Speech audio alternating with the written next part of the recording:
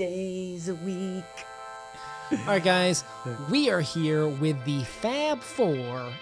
Is it book tag or just tag? Oh, totally unprepared. Created by Tom at LA Books, who is, let's say second place for beard, right? We can't say first, right? Nobody beats Noah, right? Like Nobody beats Noah. Yeah, nobody beats Noah's beard. Yeah, No. Noah's number one beard. But Tom, top-notch beard and top-notch sophistication. If you guys out there have ever considered reading the Divine Comedy, you would be remiss and a fool not to go to Tom's channel, as he is going canto by canto, breaking it down, his Italian background, reading it. It's magnificent. One day, we'll get to that. I told Tom that we're going to use his videos as guides, and we'll see what happens. But absolutely fantastic YouTuber. You guys have to go check him out. This is his tag, and we're doing it today.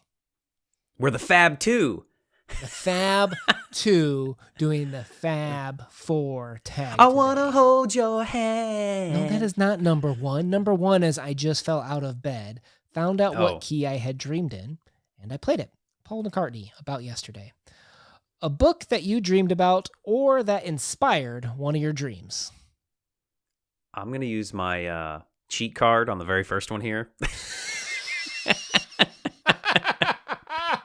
Of course. I'm going to amend it and say a comic book that I read that inspired. I thought like dreams, like literal dreams, not like my metaphorical dreams. Mm-hmm. So maybe I took it too literal, and I thought, when I, was a kid, I would read Superman comics and I would be able to fly in my dreams, and it was like the coolest thing ever.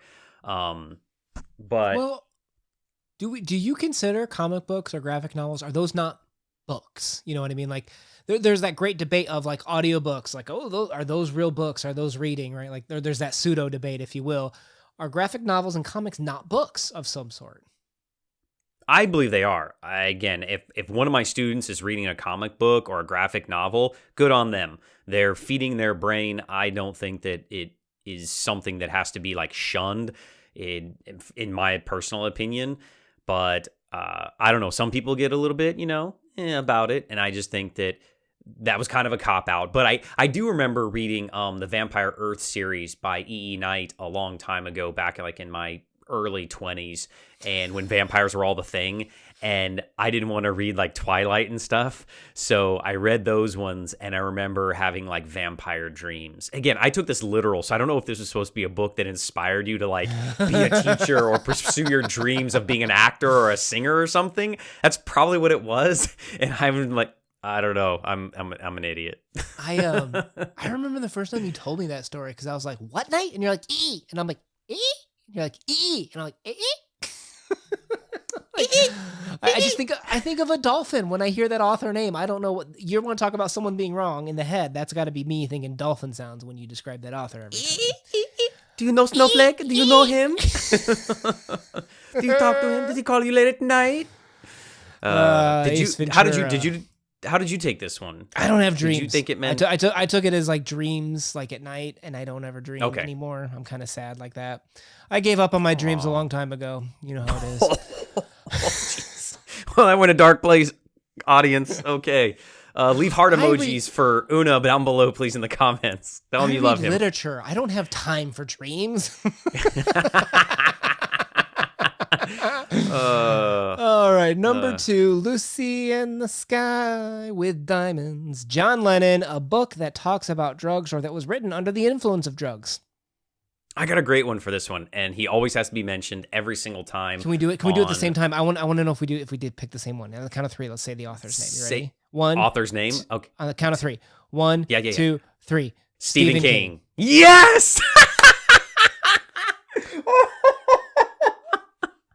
Oh, too perfect. Too perfect.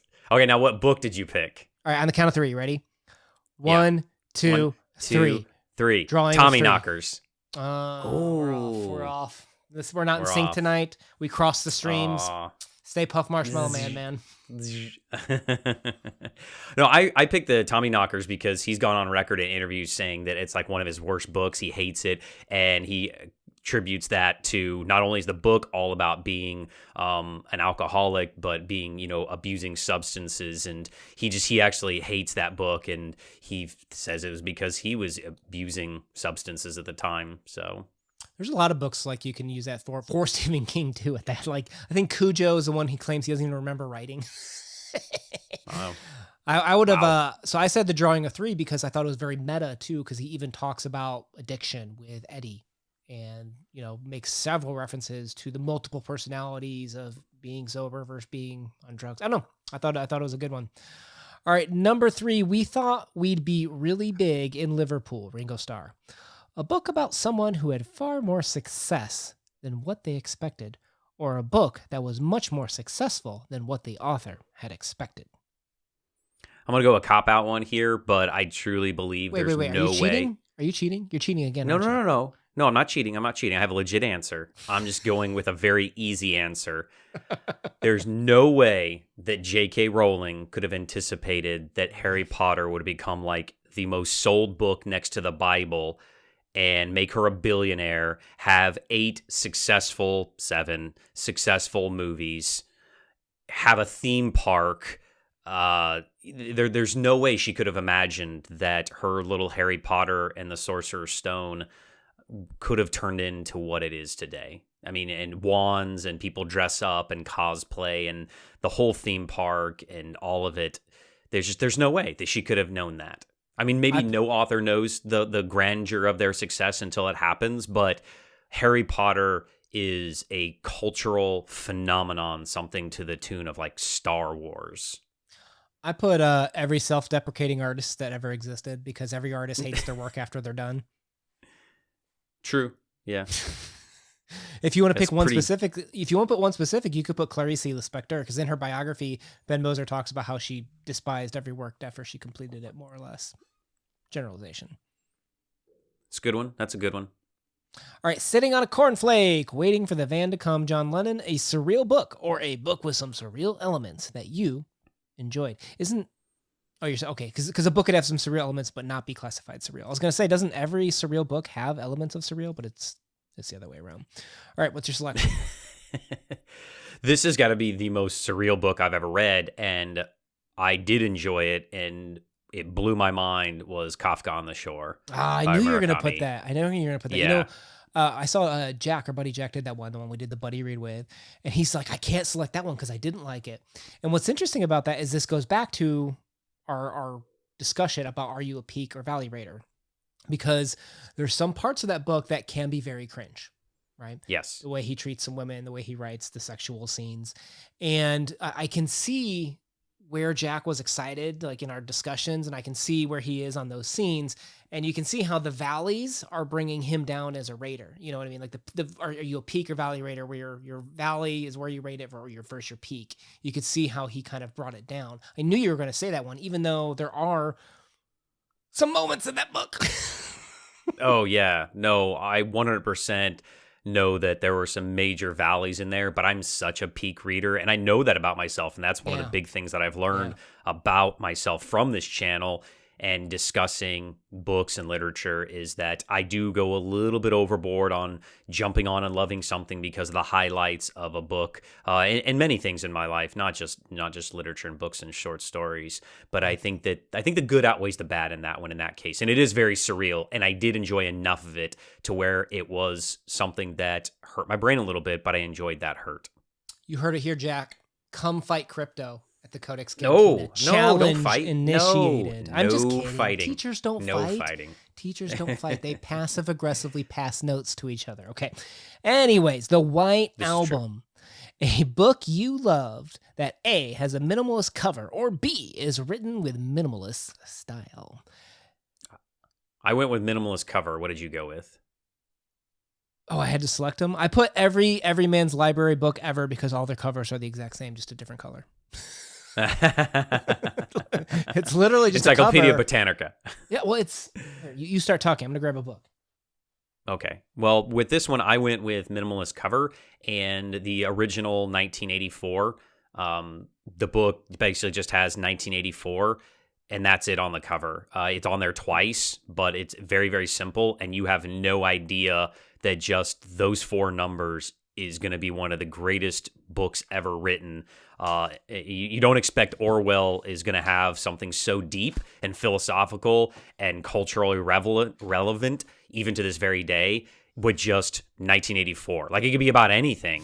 And it is, there's so much meat and bones, and I can't wait till we get to do that one on the channel. All right, so I grabbed my Everyman libraries, a couple books here. So you'll see they're just empty books. There's literally nothing on them except some older ones. Like I grabbed this one too, just for variety. This is the Temple of the Golden Pavilion by Yukio Mishima. This is one of the older ones that has like the gold foil. If I recall correctly, there's like a time where they stopped doing that, if I understand correctly. Correct me if I'm wrong down below. But nowadays, everything's just this. I mean, how much more plain can you get than this? it's pretty plain. Well, the White Album, you could get more plain than that. Yeah. Just white.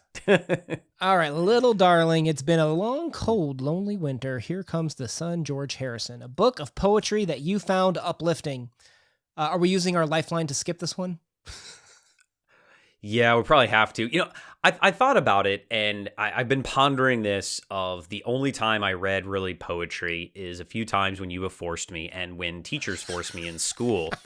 And I think one of the reasons, and I've really been racking my brain about this, was I remember trying to write poetry in middle school. I had a crush. I tried writing poetry to her, and it failed miserably. And I think that is my issue of why I got hung up on poetry was I tried my hand. I dabbled a little bit as, an 11-year-old crypto, and I got shunned by a girl, and I think that I've been bitter ever since. So it's kind of a cute story. It's a cute story, but I mean, I'm sorry you got, your heart crushed, but at least it made me feel better, and I thought that sounded good. I met my soulmate, so it's okay. A Day in the Life. We are on question 7, an experimental book that's very uncommon for its content or format, yet works well. I picked another kind of like cheat answer. I went with the Reavers by Faulkner. For me, this was very uncommon writing style. I was not used to this. You held my hand the whole way. You were very, very patient with me. But at the end, I was a better reader. I was a better literary everything because of that book. And that really, I think, was the one that broke isn't the right word, but like you break a horse or you break your dog of peeing in the house or something. That one I think finally got me through the hurdle of truly understanding author's purpose and literature and analyzing, and that was the book that did it. Good. So, and I think it was because it's so uniquely written. And so funny, too. That book is hysterical. It's still one of the funniest books I've ever read, The Reavers. Oh, for sure. Yeah, and on top of that, that was the book that you convinced me that it's okay to laugh at myself and laugh at the books, because the only one I ever did was the one that I talked about, the Origami Yoda.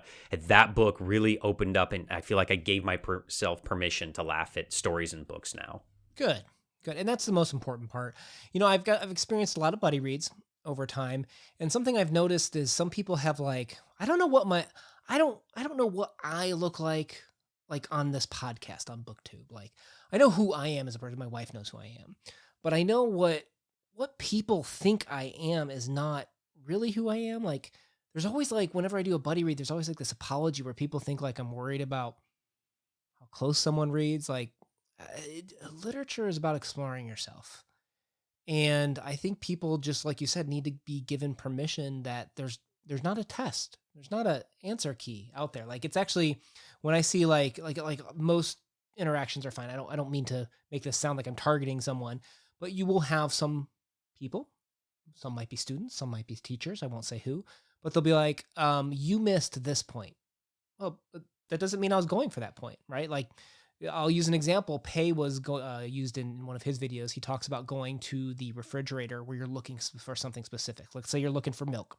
You open the refrigerator, you grab the milk, you close the refrigerator, you go back. Wife says, hey, how many eggs did we have left? I don't know. I wasn't looking for the eggs, right? That's the same thing with literature, right? There's going to be a lot of things in the refrigerator door when you open them. You can only look for so many things at a time, and only so many things will resonate with you as a reader too. So I think that's a lesson that everybody can learn. Why do we have all the sauces? Get the man some milk. What did you say get the man milk? No, I said get the man milk. Milk. No, I'm sorry. If anyone knows what I'm referencing there, comment down below. Oh, Lord. I'm going to make a quick shout out to Pale Fire, which is actually kind of a recent read for me as well. When you open this, there's a foreword, but all of this is written by Vladimir Nabokov. And what's interesting is the foreword is this fake copy editor. And he tells you the story about how he became the editor for this book. It's this author that passed away. Well, I say book, but it's a poem. So there's about 13 pages of this foreword.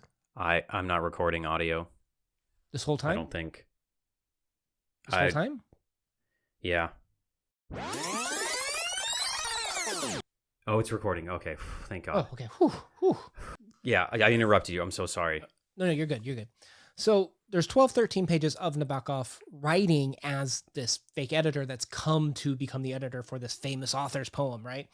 And then there's, maybe 30, 40 pages of poem from a fictitious author that has recently died.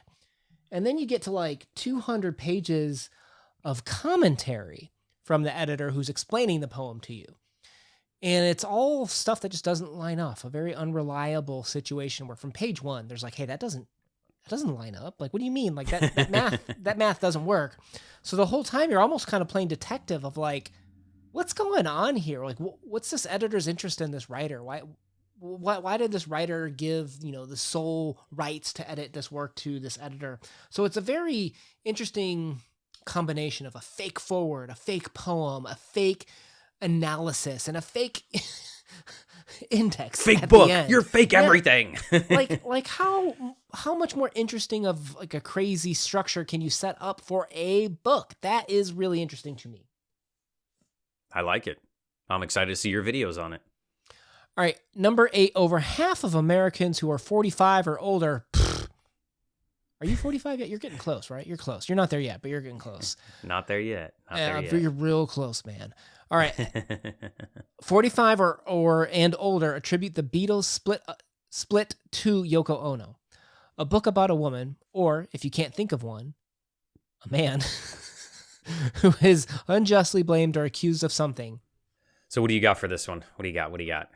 I was going to use, how you always have to cheat on one question every tag? Yeah. I have to bring this woman up every tag. Do you know who it is? Tell me you know who it is. You know who I'm bringing up, don't you? Didn't you already bring up Clarice? Anita from Player Piano. How dare you do her dirty? You just didn't understand Anita. You hated her. Yeah. And I never forgave you. The book's not really about her. I know. Well, you could do the short story Dry September.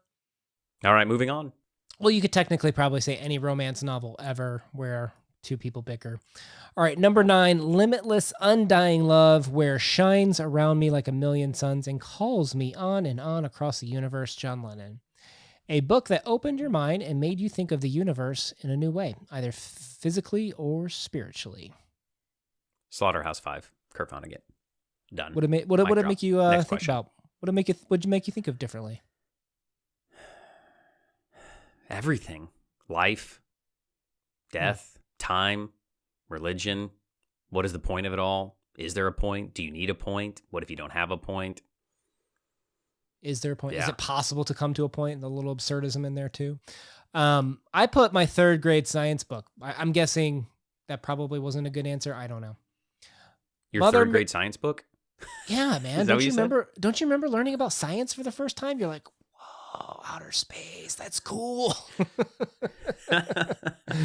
There's more than just the Earth. That's amazing. What? What? All right. No, just me. Only I thought school was interesting.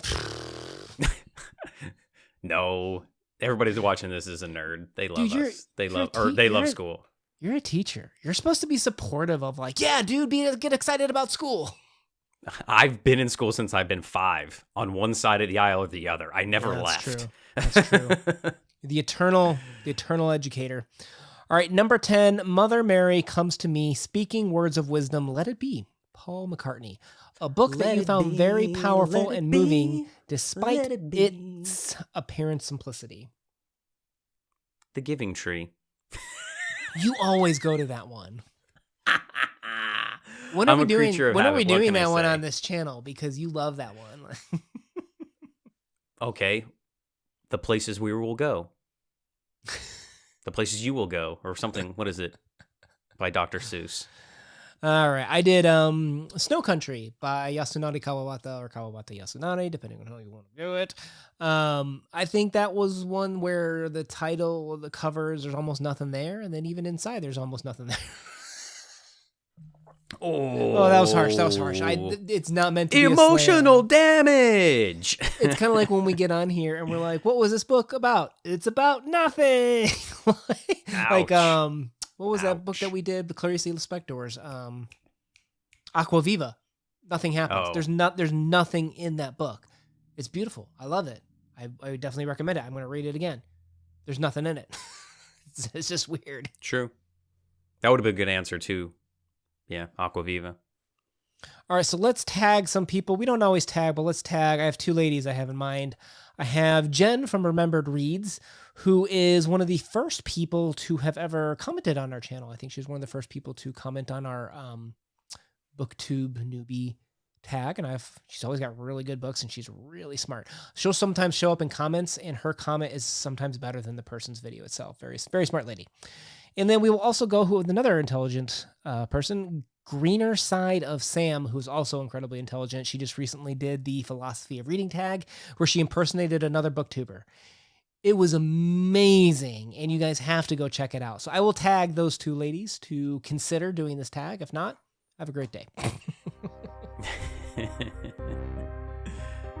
Well, all right, guys. My name has been Una. I don't think we did the introductions.